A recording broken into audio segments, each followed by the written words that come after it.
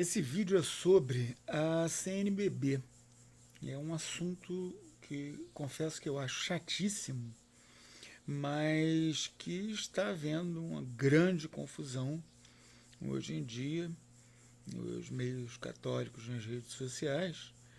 Tem até uns doidos com as faixas a CNBB comunista fazendo escândalo público.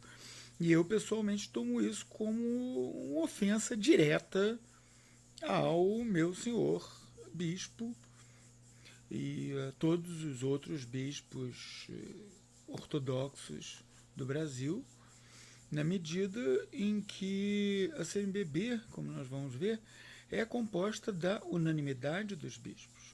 O nome da CNBB está, sim, sendo arrastado no lodo por gente que diz falar em nome dela sem ter essa autoridade, sem ter essa capacidade.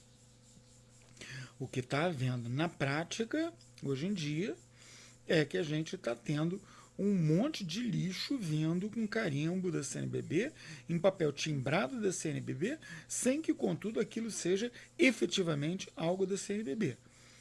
É como se chegasse às mãos de vocês uma carta com o meu nome embaixo, falando um monte de besteira que eu nunca vi, que eu nunca disse. É isso que está acontecendo na prática. Então vamos ver o que é a CNBB, o que não é a CNBB, o que está acontecendo com ela. Primeira coisa que muita gente não entendeu, aparentemente, e que é inclusive uma confusão que é feita de propósito, é que a CNBB não faz parte da hierarquia da igreja, não. A CNBB não é parte da hierarquia da igreja. Tá? Ponto. Sim. Uma moça me falou no outro dia que ela achava que a CNBB era parte da hierarquia da igreja e que aí ela tomava como vindo da igreja barbaridades, tipo essas vias sacras medonhas, comunistas, que são distribuídas aí durante o que eu costumo chamar de campanha da materialidade, né, campanha da fraternidade, com que os comunistas infiltrados na CNBB, que abusam do nome dela, tentam prejudicar a igreja. Ela achava que isso vinha da igreja, não vem da igreja. A CNBB, para começar, não é a igreja. O que a CNBB definir, e ela só pode definir se todos os bispos do Brasil assinarem embaixo, ou se mais 2/3 deles assinarem embaixo e o Papa assinar embaixo também, vai ter autoridade. Por quê? Porque cada bispo de cada diocese assinou embaixo, ou porque o Papa assinou embaixo. A CNBB, propriamente dita, aquela reunião de bispos, ela tem o poder dos bispos. A soma dos bispos não cria nada maior do que eles. Ali, naquele ponto. Cria sim no colégio episcopal. Isso nós vamos ver. Na CNBB, não. Então a CNBB não faz parte da hierarquia da igreja. A hierarquia da igreja, ela é composta de algo que tenha um, primeiro, poder de ordem. Ou seja, para você fazer parte da hierarquia da igreja, você tem que ser ordenado. Então, o mais baixo que a gente tem na hierarquia da igreja é o diácono. Mais alto é o Papa. E o pastor direto de cada um de nós é o bispo. É por isso que o Concílio Vaticano II ele confirmou uma doutrina. Ele, na verdade, definiu solenemente pela primeira vez, tinha gente que ainda discutia isso, de que os bispos são o terceiro grau da ordem. Quando você faz alguém bispo, você está ordenando o cara. Você está dando poderes que antes ele não tinha. Aliás, é curioso que esse pessoal que não aceita o Concílio Vaticano II aceita essa definição, né? Porque eles ficam aí fazendo uns bispos de nenhures, uns bispos malucos sem território, um troço completamente louco. Os cismáticos orientais nem reconhecem, né, essas ordenações episcopais deles. Os cismáticos orientais, evidentemente, não reconhecem o Concílio Vaticano II. Mas o bispo, ele tem o poder de ordem, o padre tem o poder de ordem, o diácono tem o poder de ordem. Para que isso? Para que eles possam cumprir o tríplice munus da hierarquia eclesiástica: ensinar, reger, santificar. Então, Basicamente, a hierarquia tem poderes para ensinar, para reger, para santificar. E ela é composta pelo Papa, lá em cima, é o topo, e pelos bispos. Os bispos reunidos em colégio episcopal, ou seja, todos os bispos da face da terra juntos, eles são algo maior do que a soma dos bispos. Agora, não existe uma ação colegial igual a nível de cada uma das igrejas particulares, nem dos seus agrupamentos na pessoa dos respectivos bispos. A nível da igreja particular, o bispo diocesano apacenta em nome do Senhor o rebanho que lhe está confiado como seu pastor próprio, ordinário, imediato, e a sua ação estritamente pessoal, não colegial, embora animado pelo espírito de comunhão. Isso está na carta Apóstolos Suos, que tem lá no site do Vaticano, em português mastigadinho, e que explica tudo o que é uma conferência episcopal feita CNBB. No caso, esse ponto está no número 10 da Apóstolos Suos, dizendo que não existe uma ação colegial igual ao do colégio episcopal. O que está dizendo? Está dizendo que no colégio episcopal, todos os bispos da face da terra reunidos, há algo maior do que a soma das partes. Sim, efetivamente. Mas não tem nenhuma outra reunião de bispos que tenha um poder maior do que da soma das partes. CNBB, inclusive. Os bispos reunidos em colégio episcopal, eles podem também se reunir no concílio ecumênico, sob a autoridade do Papa, que também vai fazer parte da hierarquia da igreja. E, finalmente, eles têm na diocese, né, como eu falei, na diocese é uma igreja particular. Nela, o bispo diocesano apacenta em nome do Senhor o rebanho que lhe está confiado como seu pastor próprio, ordinário, imediato. Sua ação estritamente pessoal, não colegial, embora animado pelo espírito de comunhão. Ou seja, o meu pastor é o meu bispo. Simples assim. E o meu bispo, meus caros senhores, não é comunista, não. Ponto. E a CNBB, o que ela é? A CNBB, ela é a reunião de todos os bispos. Então, se diz que a CNBB é comunista, você está dizendo que o meu bispo é comunista, está comprando briga comigo. Eu tenho que defender meu bispo. Quarto mandamento. Está aí. E nisso, realmente, é calúnia. Ele não é comunista. Os bispos na diocese, eles têm como dependentes deles os padres e os diáconos. Se a gente pegar na Sagrada Escritura, a gente vai ver nos Atos dos Apóstolos, né, os bispos ordenando padres e ordenando diáconos para ajudá-los. Por quê? Porque o pastor é o bispo. O padre, ele é vigário do bispo. Vigário quer dizer representante. Assim como o Papa é o vigário de Cristo, representante de Cristo, o padre da matriz aqui, ele é o vigário do bispo, ele é o representante do bispo. A autoridade mesmo ali é a do bispo. Se o bispo chega para o padre e diz: você só pode ouvir a confissão de senhoras com mais de 50 anos totalmente carecas, ele só vai poder dar esse sacramento para senhoras de 80 anos totalmente carecas. Se ele tentar ministrar esse sacramento a qualquer outra pessoa que não esteja em risco de morte imediata, ele não vai conseguir. Ele vai fazer todos os gestos, etc., e o sacramento não vai colar. Por quê? Porque o poder dele fazer isso vem do bispo. O bispo que lhe dá a jurisdição. A CNBB, ela é uma conferência episcopal. Quer dizer, é um órgão consultivo. A Apóstolos Suos, ela faz conta a história, né, de que a partir do Concílio Vaticano II desenvolveram-se notavelmente as conferências episcopais, que antes existiam, né, mas não em todo lugar, não era obrigatório, etc.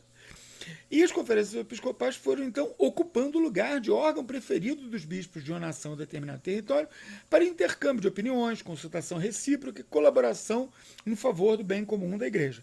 Ou seja, bota todo mundo reunido numa sala, nego bate-papo, chega a uma conclusão. Legal, muito bom. E é isso que a igreja manda que se faça. E é só isso que a igreja manda que se faça. Por quê? Está na Apóstolos Suos, número 18.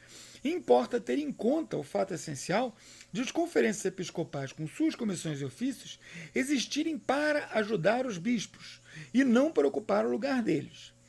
Suas finalidades exigem que se evite a burocratização dos ofícios e comissões ativas no período entre as reuniões plenárias. Ou seja, reunião plenária, junta todos os bispos do Brasil. Tá? Rola isso em geral, é ali em Aparecida. junta todos os bispos do Brasil. Acabou a reunião, vai cada um de volta para a sua diocese. Não é para ter burocratização dos ofícios e comissões ativas. Não é para ter um monte de assessores. Não é para ter um monte de vagabundo petista fazendo besteira, inventando jeito de perverter a fé simples das pessoas humildes. Mas, infelizmente, é o que acontece. Mas não é para ter. A lei diz que não é para ter. E a lei diz que o que esses salafrários fazem não é a CNBB que está fazendo. Por exemplo, campanha da fraternidade. Campanha da fraternidade passa a ser algo eclesial no momento em que o senhor bispo da sua diocese pega aquilo, aceita, assina e diz: na minha diocese vamos ter a campanha da fraternidade. Se eu inventasse uma campanha da espiritualidade em que no tempo comum depois de Pentecostes todo mundo fosse estudar canto gregoriano, eu começasse a propor isso, vamos fazer uma campanha de espiritualidade, os bispos topassem, alguns bispos topassem, eles iam pegar e assinar: na minha diocese vai ter campanha da espiritualidade. Ia ser exatamente a mesma autoridade da campanha da fraternidade. A autoridade que ela tem lhe é dada pela assinatura do bispo diocesano que apoia que ela aconteça no território dele. Dom Eugênio Salles, por exemplo, algumas vezes ele não fez campanha da fraternidade, ou fez outra diferente, no tempo em que ele era um dos bispos mais ortodoxos. Hoje em dia, graças a Deus, a situação dos bispos do Brasil melhorou muito. Né? Mas a CNBB ela é uma organização que fica à parte da hierarquia. Ela não é parte da hierarquia. Ela fica fora da hierarquia. A Apóstolo Sus diz que quando os bispos realizam conjuntamente algumas funções pastorais, esse exercício traduz o espírito colegial, que é a alma da colaboração entre os bispos. No entanto, isso nunca chega a assumir a natureza colegial característica dos atos da ordem dos bispos, enquanto sujeito do poder supremo sobre a igreja inteira. Ou seja, mais do que a soma das partes, não existe ali. A autoridade que ela tem é a autoridade dos bispos que estão ali, ou do Papa, quando ele corrobora uma maioria dos bispos. Então, a relação dos bispos com o colégio episcopal, quando aí sim eles têm uma autoridade conjunta, todos os bispos da face da terra, é muito diferente da relação deles com esses organismos formados para o exercício conjunto de algumas funções pastorais. A CNBB ela é composta da unanimidade dos bispos nacionais, todos juntos. Nem a conferência, nem o seu presidente podem agir em nome de todos os bispos, a não ser que todos e cada um hajam dado consentimento. Está lá na Apóstolo Sus, número 20.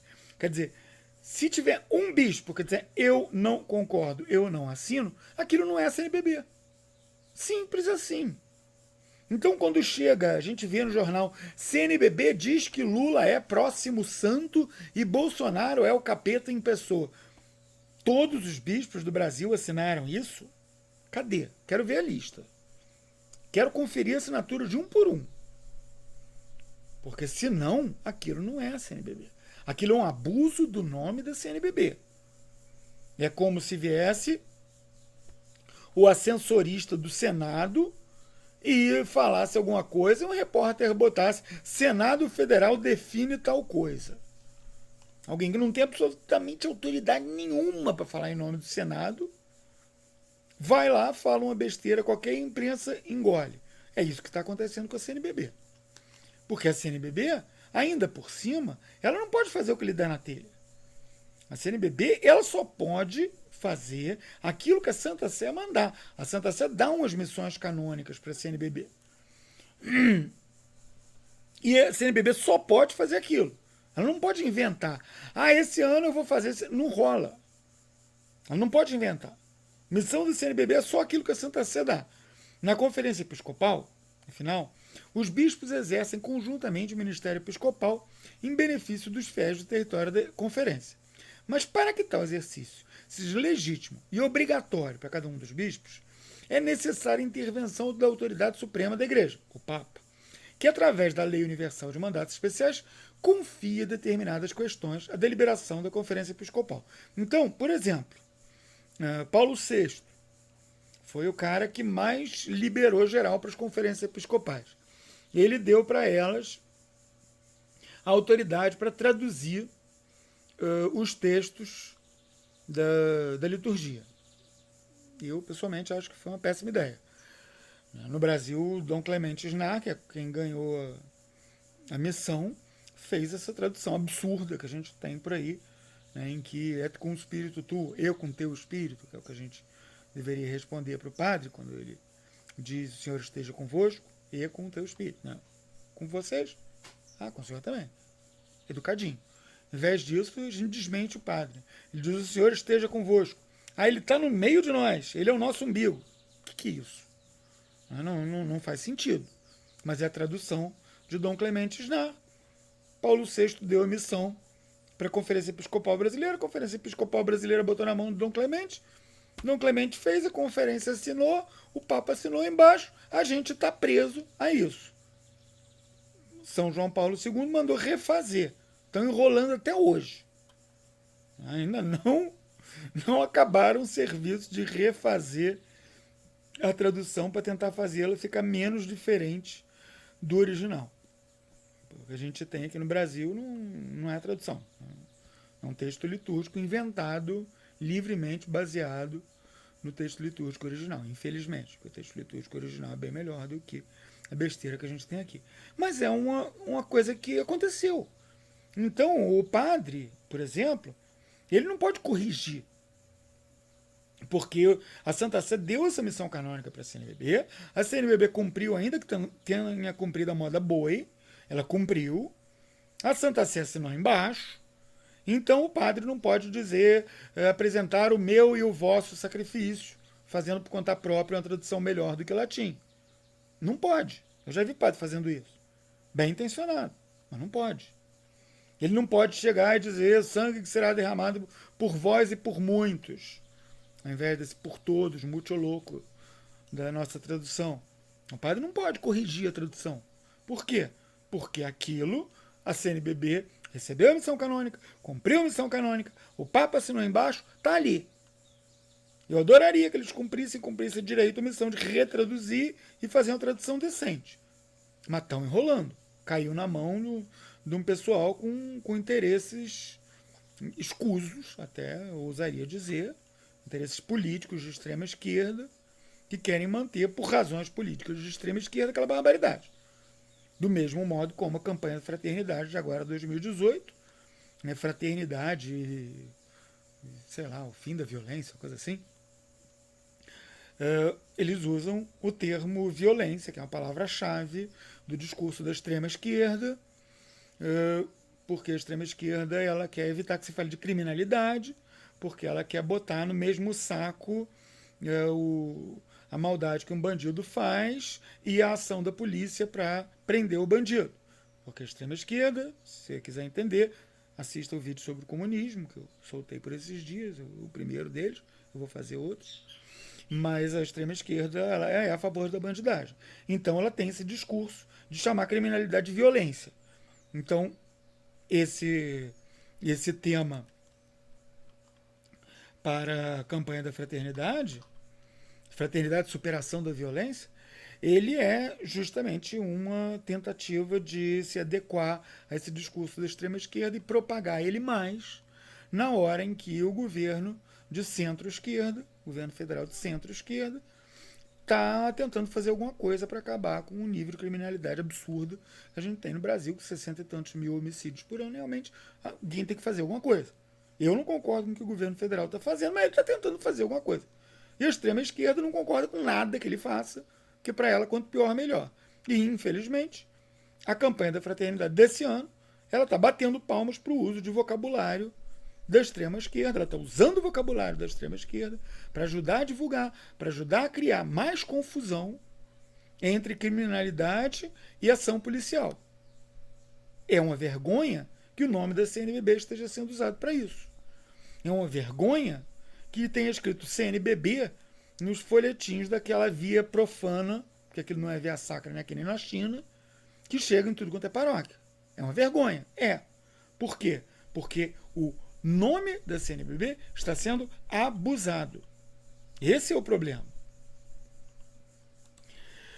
A Santa Sé não mandou fazer isso. Não tem unanimidade dos bispos por trás disso. O que a gente tem na realidade é um monte de assessorias e comissões e essas burocracias que a Santa Sé mandou evitar. E a imensa maior parte delas, dessas burocracias, que foram criadas, inclusive, antes da Apóstolos Suos, elas foram criadas no tempo de Paulo VI, que achou, por alguma razão, pela leitura que ele fez do concílio, ele achou que ele teria que soltar as rédeas e deixar acontecer o que fosse, então ele se recusava a intervir no que quer que fosse. Então, as conferências episcopais já existentes, como a CNBB, cresceram tremendamente naquela época. Eu falo um pouco sobre isso também no vídeo do comunismo. Chegando ao ponto de tomar conta do processo de ordenação de bispos, de coisas que realmente não são nem poderiam ser missão canônica da CNBB, ao ponto de fazer essa tradução porca da liturgia que a gente usa hoje, por exemplo. Essas comissões foram criadas no tempo de Paulo VI e elas não são só dominadas por petistas, que a gente poderia dizer hoje em dia. É o contrário, na verdade. O PT nasceu dentro dessas comissões. Porque o que aconteceu foi uma forte infiltração marxista, uma forte infiltração, usando o termo técnico correto, comunista, né? O Frei Beto dominicano, que continua por aí, estava lá falando besteira naquele encontro das SEBs, que foi praticamente uma homenagem a Satanás. Só faltou ter missa negra matando uma criancinha, ou até se eles conseguissem encontrar uma virgem, difícil hoje em dia. Mas aquele encontro em Londrina, o Frei Beto, que estava lá falando besteira, ele foi preso porque, no tempo do governo militar, ele estava escondendo metralhadoras de grupo terrorista assaltantes de banco. Quer dizer, é desse nível de comunista que eu estou falando. Um cara que guarda metralhadora no convento. Dom Paulo Evaristo Arnes, que Deus tenha piedade de sua alma, cardeal arcebispo de São Paulo, protegia essa corja. E ele foi, para fazer escândalo, ele foi para a cadeia ordenar diácono, Frei Beto e os outros pulhas que estavam guardando a arma do Marighella. Marighella, vocês procurem na internet o livro que ele escreveu para vocês verem o que ele acha de matar gente inocente. Ele bate palma, ele acha lindo. Por quê? Porque é um comunista, salafrário, sem vergonha, inimigo de Deus. E essa gente se infiltrou na igreja. E essa gente compôs e compõe esses organismos que a Santa Sé diz que não é para existirem, essas burocracias inchadas que tem na CNBB, que permanecem entre uma plenária e outra, porque é só na plenária que a CNBB efetivamente existe. O PT nasceu ali dentro. O MST nasceu ali dentro. O MST é filho da Comissão Pastoral da Terra, que é uma vergonha da Igreja do Brasil. Eu, pessoalmente, sou a favor da volta de prisões eclesiásticas para botar lá dentro os maus padres e os maus bispos e os maus diáconos e todos esses pulhas comunistas e sem vergonha. Mas eles não são a CNBB, Cacilda. Eles não são a CNBB. O problema é esse. Você não pode dizer que a CNBB é comunista, porque a CNBB não é comunista. Está cheio de comunista em órgãos que a CNBB nem deveria ter. Está cheio de comunista falando em nome da CNBB. Os comunistas dominam a Comissão Pastoral da Terra. Os comunistas dominam o Conselho Indigenista Missionário, que não permite a evangelização dos índios. Os comunistas dominam a Pastoral da Juventude. Os comunistas dominam um monte de coisas, um monte de agrupamentos de assessores, de comissões, sei lá o quê, que nem existir deveriam. Muito menos podem elas falar o que quer que seja em nome da CNBB. Eles são protegidos por uma minoria de maus bispos. No tempo de Paulo VI chegou a ser uma maioria. Aí o que aconteceu? São João Paulo II, ele não tinha como chegar e bater de frente. Ele pegou, entrou no avião, veio aqui no Brasil várias vezes para falar direto para os fiéis. E o mesmo em outros países. Em que o mesmo problema aconteceu. Né? Perda de autoridade papal diante das conferências episcopais durante o mandato de Paulo VI.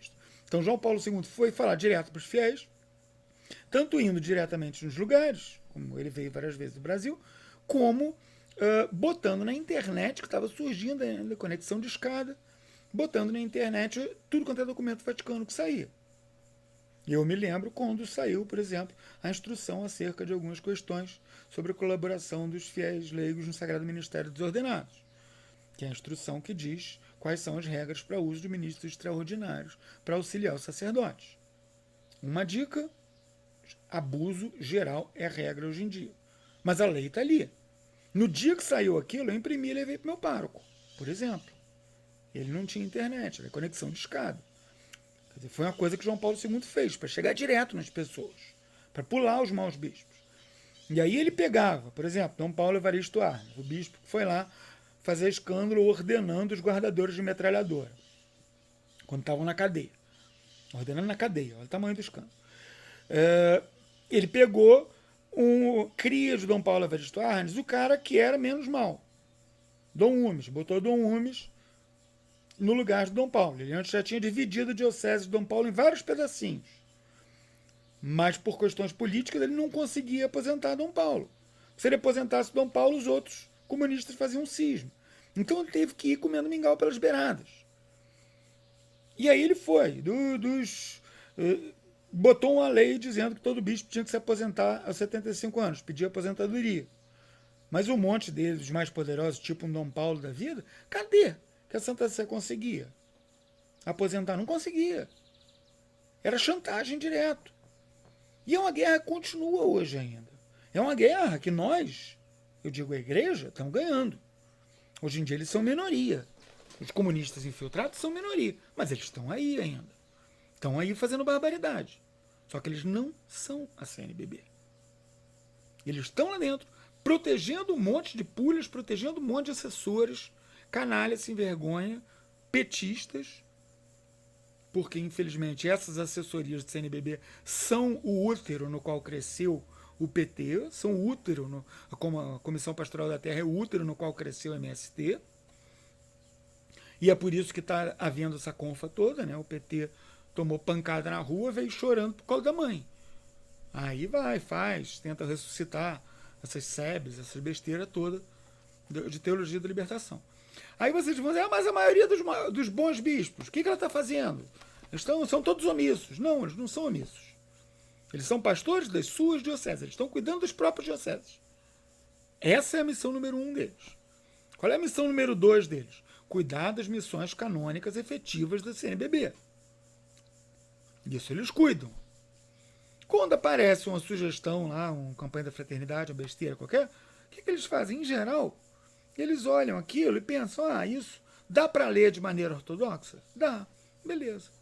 Vou botar na minha diocese, porque aí eu não vou ser o diferente, não vai ter ninguém criando caso, impedindo, sei lá, por exemplo, impedindo os meus seminaristas de estudar em algum lugar, tirando seminaristas de outras dioceses do meu seminário. Melhor evitar ser o diferente.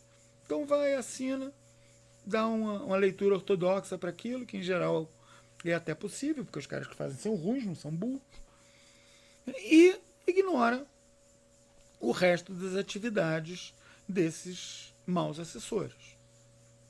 Porque basicamente não é da alçada deles, não interessa. É por isso, inclusive, que agora está rolando um papo, um boato, segundo o qual o Papa estaria querendo aumentar os poderes das conferências episcopais, em que eu acho que efetivamente está na hora. Eu acho que isso talvez fosse uma boa solução. Porque se desse missões canônicas próprias, maiores, que fizessem os bispos ter que prestar atenção na CNBB, além das reuniões plenárias,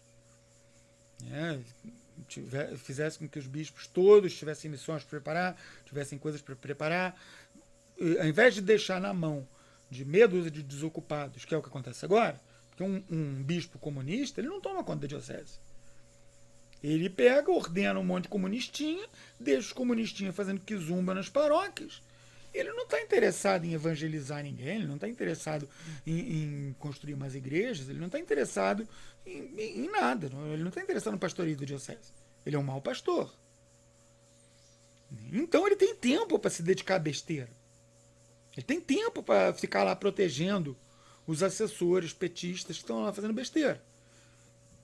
Então, se pegasse e desse mais poderes para o CNBB, o que seria isso na prática?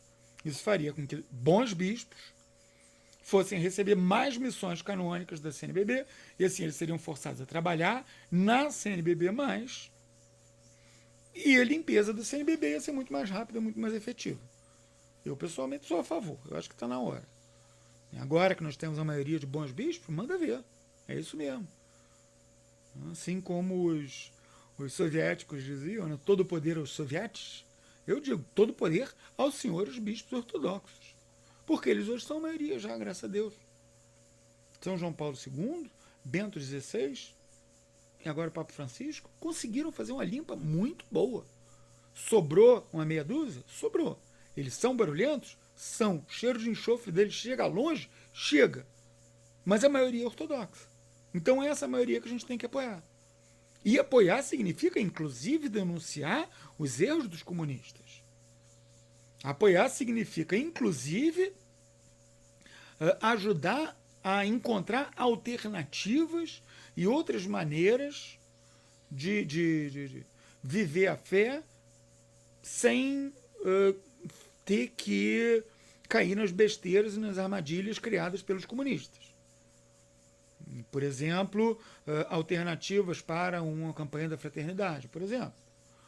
Ou até, e mais longe, o incentivo à liturgia clássica, para escapar dessa tradução porca que a gente tem hoje em dia. Ou simplesmente o incentivo à celebração da Sacra Liturgia em latim, que eu acho que tudo quanto é paróquia, aliás, eu acho não, né? A igreja diz que deveria haver regularmente celebrações em latim para que todo mundo soubesse, tivesse o hábito, soubesse responder a missa toda em latim. Né? Por quê? Porque a gente está na época que as pessoas mais viajam. Assim, nunca houve uma época que as pessoas viajassem tanto quanto hoje em dia. Nunca houve uma época em que tanta gente estivesse tão longe de casa, tão longe do lugar em que nasceu, quanto hoje em dia. Então, se você está acostumado com a missa em latim, você chega em Paris, você vai na missa em latim, está em casa. Você chega em Dublin, vai na missa em latim, está em casa. Chega em Moscou, vai na missa em latim, está em casa. Ao passo que você está acostumado só com a missa em vernáculo, fica complicado. Você não consegue entender, não consegue nem responder se for na missa ali do lado no Uruguai. Mesmo que entenda o espanhol, não sabe quais são as respostas. Então, por isso, todo mundo tinha que ter acesso, todo domingo, todas as paróquias tinham que ter pelo menos uma missa em latim. E seria uma maneira de escapar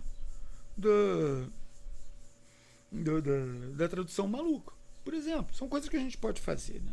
São coisas que a gente pode incentivar. E nós devemos e podemos aprender e ensinar a sã doutrina.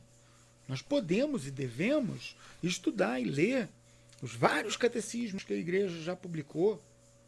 Eu, pessoalmente, sempre digo que aqui no Brasil o mais adequado é o catecismo romano, de São Carlos de Borromeu, promulgado por São Pio V, em 1570, se não me engano. Porque ele foi feito para responder ao protestantismo, que é o problema que a gente tem em volta aqui, nessas seitas malucas todas.